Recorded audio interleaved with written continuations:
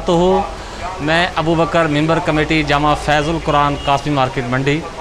आज मैं अपनी तमाम कमेटी की तरफ से पूरे आलम इंसानियत को ईद उल ज़ुहा की मुबारकबाद पेश करता हूँ।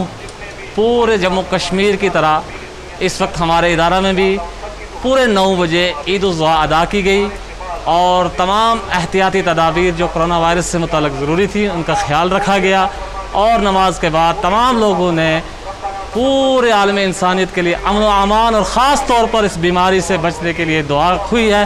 अल्लाह ताला हमारी इन तमाम मुसीबतों को दूर फरमाए। जी, इसके साथ साथ पूरे ख़ास तौर पर अपने मुल्क हिंदुस्तान के अमन, सलामती और खुशहाली के लिए दुआ की गई ताकि यहाँ अमन रहे और हम सब फूलें और फलें। इस मौका पर